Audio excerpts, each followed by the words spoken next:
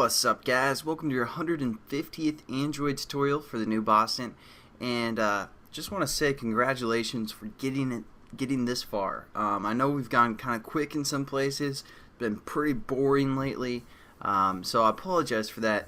Just been trying to get all these tutorials done, and so my humor just went down the drain. But let's just try and keep going here. First thing, if you guys notice, I just deleted pretty much our get method, and we're just starting again brand new from within this class. We're going to actually parse some data from Twitter using JSON, which is JavaScript object notation, and we're just going to read some information from basically the JSON URL, which I'll kind of explain what it looks like and all that stuff as we go. But first, we're going to create a new method within our class that returns a JSON object. So we're just going to say public JSON object. It's the type that it's going to return, and we're going to call this last tweet, something like that.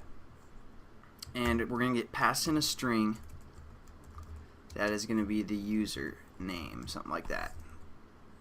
And we also want to throw some exceptions, so we're going to say throws client protocol exception, input output exception,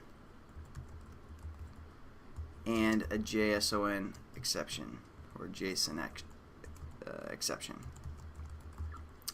Alright, so now that we have this method set up, we've got to add all of our imports. Control-Shift-O again, and it adds our imports for us, and we need some kind of a return statement that's going to return a JSON object.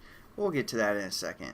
The first thing that we want to do again is have an HTTP client that's going to basically be a default, so we're going to set that up above our class so we can refer to it everywhere else. So HTTP client, and we're going to say this client is again, just keep things kind of familiar there.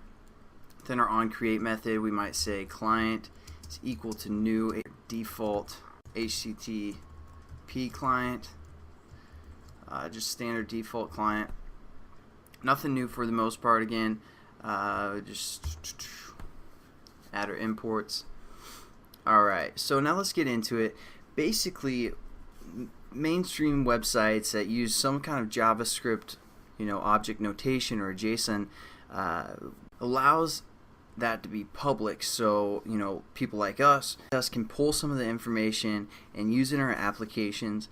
And Twitter has a JSON that we can actually pull some information from, and you can search like Twitter JSON, and a lot of top few results will show you the actual website link that you guys can get some information from, and what type of JavaScript notation it is.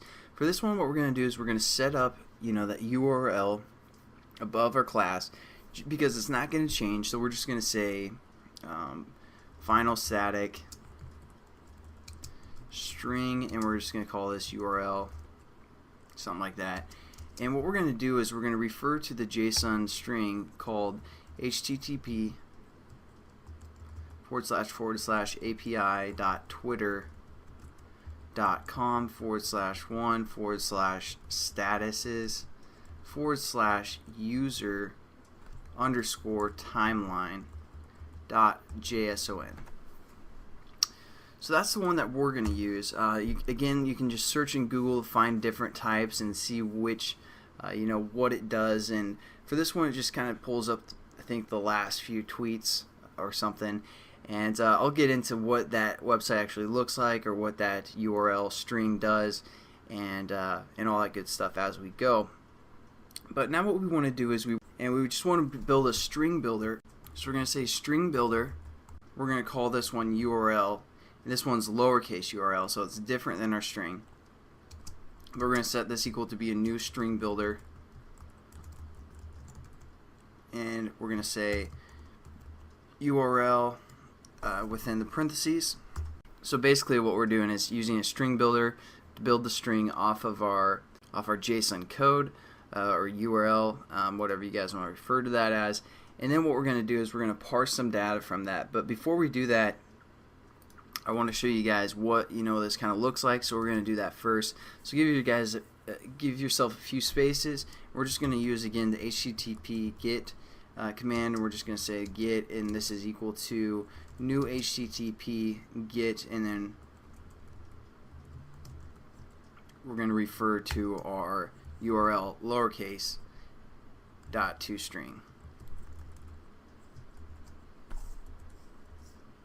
So again, nothing new for the most part, and that's probably it for this tutorial. We haven't done too much, but we do now kind of understand that some mainstream services like Twitter allow some JSON references that we can pull some data from and use, and our application actually doesn't do all of that work. It's Twitter that's doing the work, and we're just pulling some of the data. So that's probably the lesson for today, but we're going to get into setting up this last tweet method to return a JSON object, and I'll catch you guys in the next tutorial. Have a good one.